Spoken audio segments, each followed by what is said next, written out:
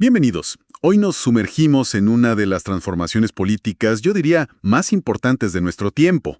Estamos viendo el aparente agotamiento de un consenso progresista que, dominó por décadas. Y al mismo tiempo, el ascenso de nuevos modelos de gobierno, mucho más conservadores, a veces iliberales, que están ganando terreno en todo el mundo. Para guiarnos en este recorrido, contamos con un análisis fascinante. Es un trabajo del profesor Pedro Pablo Aguilera, del Departamento de Humanidades y Artes de la Universidad Santiago de Cali. Y es interesante porque para su elaboración se apoyó en la herramienta Notebook LM. Así que nuestra misión hoy es, primero, entender las raíces de este cambio, después visitar algunos de los laboratorios políticos donde se están cocinando estas nuevas ideas, tanto en Europa como en América Latina. Y finalmente tratar de descifrar qué significa todo esto para el orden mundial. A ver, empecemos por la pregunta del millón. ¿Por qué está pasando esto ahora? Uno podría pensar que es el típico péndulo político, ¿no? Que va de izquierda a derecha y ya. Pero el análisis sugiere que es algo, mucho más profundo. Casi como el quiebre de un sistema. Exacto, no es una simple alternancia. Es una crisis con varias capas que además se retroalimentan. La primera, y quizás la más obvia, es la económica. En América Latina, por ejemplo, muchos gobiernos de la llamada Marea Rosa basaron su popularidad en el boom de los precios de las materias primas.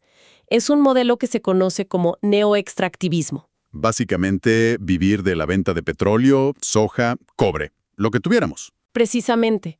El problema es que cuando los precios de esos commodities se desplomaron a nivel mundial, su modelo, que dependía totalmente de esa bonanza, se quedó sin piso. De repente, ya no había dinero para mantener los programas sociales, el gasto público, y eso, claro, genera un descontento social enorme. Un descontento que, supongo, alguien más está listo para capitalizar. Y ahí entra la segunda capa, la social. Hay una percepción creciente y muy real de inseguridad en las calles.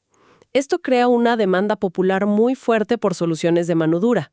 En el fondo, es gente diciendo, mire, no me importan las garantías ni los procesos, solo quiero resultados ya. Y eso le abre la puerta de par en par a lo que los analistas llaman populismo punitivo, que es básicamente la idea de que la única solución es castigar, más duro y más rápido. Entiendo lo económico y lo social, pero el análisis habla también de una dimensión cultural y la describe como la más interesante de todas. Sí, porque es la que, digamos, lo amarra todo. Con el tiempo, una parte del progresismo empezó a ser percibida por ciertos sectores de la población como una especie de élite moral. Gente que, desde la academia o los medios, parecía más preocupada por el lenguaje inclusivo o por debates culturales muy específicos, que por el precio de la comida o la seguridad del barrio. Se generó una desconexión, la sensación de que hablaban un idioma que la gente común no entendía ni sentía como propio. Hay algo en eso que me parece una vuelta de tuerca total. Siempre asociamos la idea de rebeldía, de ir contra el sistema, de ser contracultural, con la izquierda. Pero ahora, de repente parece que ser conservador o directamente de derecha es lo reverde. ¿Cómo se produjo esa inversión de papeles? Es un fenómeno clave que el analista Pablo Stefanoni ha descrito muy bien. La nueva derecha ha logrado posicionarse como la única fuerza que se atreve a desafiar el status quo. ¿Y cuál es ese status quo según ellos? Lo políticamente correcto que asocian directamente con ese progresismo que ven como una élite. Entiendo el punto, pero ¿no hay un riesgo de exageración ahí? Lo pintan casi como una fuerza opresora. Usan palabras como totalitarismo suave o policía del pensamiento. ¿Cómo logran que esa etiqueta, que suena tan extrema, sea creíble para un sector de la población? Porque apela a una emoción muy poderosa, la de sentirse silenciado o juzgado. Construyen un discurso donde dicen, nosotros somos los que decimos las cosas como son, sin miedo a que nos cancelen. Y para canalizar esa emoción han creado arquetipos muy potentes, sobre todo en el mundo digital. ¿A qué te refieres con arquetipos? El análisis menciona 3 que son clarísimos. Primero, está el que toma la píldora roja, una referencia directa a la película Matrix. Es la persona que siente que ha despertado del gran engaño progresista para ver la verdad que las élites ocultan. Luego está el crítico de los guerreros de la justicia social, los SJWs, como se les conoce, a quienes ven como censores intolerantes. Y por último está el incorrecto digital, que usa los memes, el humor negro y la sátira como un arma política para ridiculizar a sus oponentes. Esos arquetipos son muy potentes, sobre todo el de la píldora roja. Suena sacado de un foro de Internet, ¿no? Pero me pregunto, ¿esto de verdad se traduce en poder político real? ¿Cómo se pasa de un meme a una política de Estado? Ahí es donde estos laboratorios que se mencionan se vuelven cruciales. Exactamente ahí. Porque estas ideas no se quedan en Internet.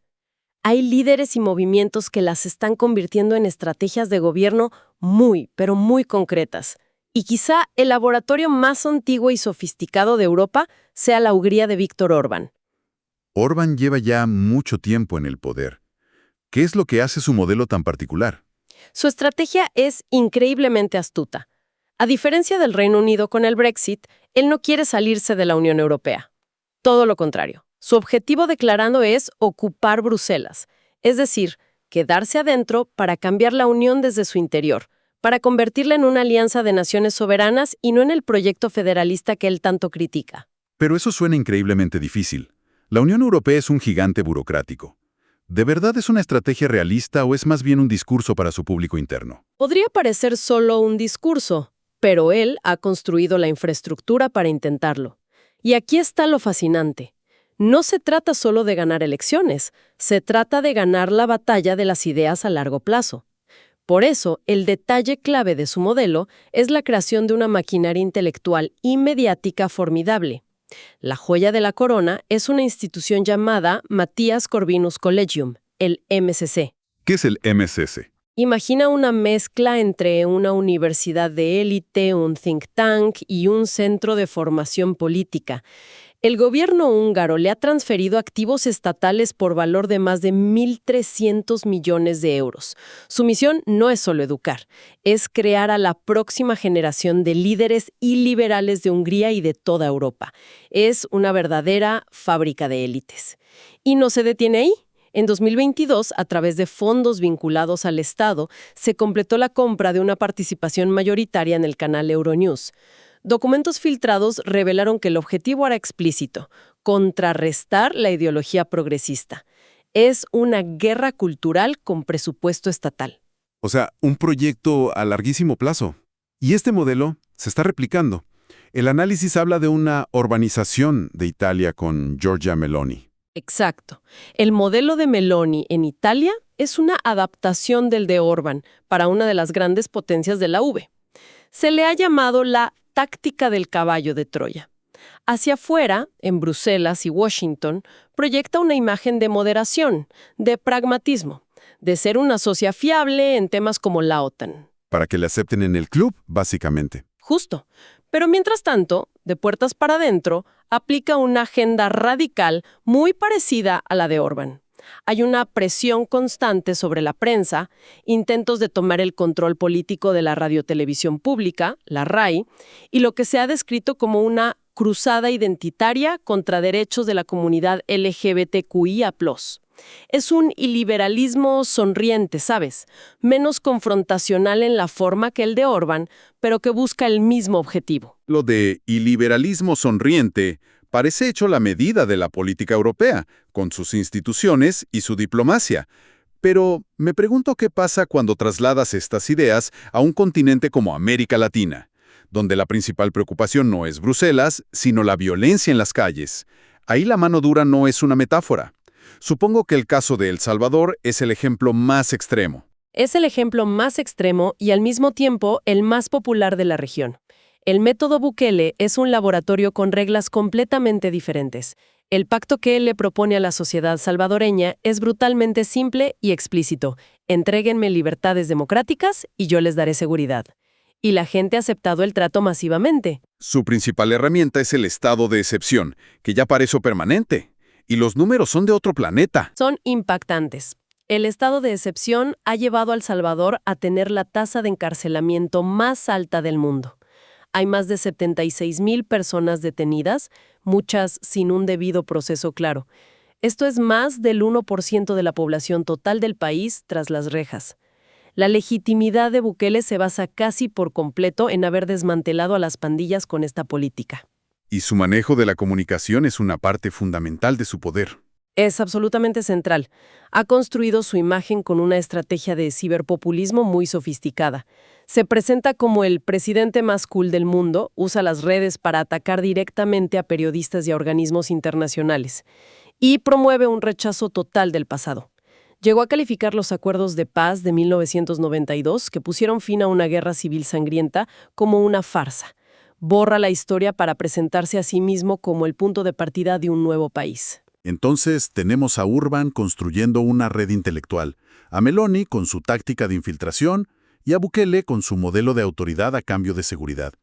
Parecen fenómenos nacionales, pero me pregunto si no están conectados a un cambio más grande, a nivel global. El análisis los vincula a un posible giro en la política exterior de Estados Unidos.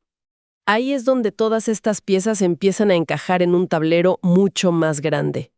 Si conectamos estos laboratorios con un potencial segundo mandato de Donald Trump y el movimiento MAGA, emerge un concepto clave: el nacionalismo transaccional. ¿Qué significa exactamente nacionalismo transaccional? Significa el fin de la idea de que Estados Unidos es el creador de sistemas o el garante del orden liberal mundial. La nueva doctrina no busca exportar la democracia ni construir alianzas basadas en valores. Busca proyectar poder de forma selectiva, pragmática y, como dice el nombre, transaccional, para proteger sus intereses directos. Es un América primero llevado a la política exterior. O sea, se acaba la pretensión de ser el policía del mundo para convertirse en un actor que busca la mejor tajada en cada negociación. Exactamente. Y el objetivo principal de esa nueva doctrina es clarísimo: la contención de China y la interrupción de la expansión de los BRICS. Se busca desmantelar un orden internacional que, desde su perspectiva, beneficia a sus rivales y limita la soberanía estadounidense. Y el análisis pone un ejemplo muy concreto de cómo se vería esto en la práctica en nuestra región. Sí. Y es el caso de Venezuela para el periodo 2025-2026. Se presenta como el primer gran campo de pruebas de esta doctrina. La presión militar con el despliegue del portaaviones USS Gerald R. Ford cerca de sus costas, o la designación del Cartel de los Soles como organización terrorista.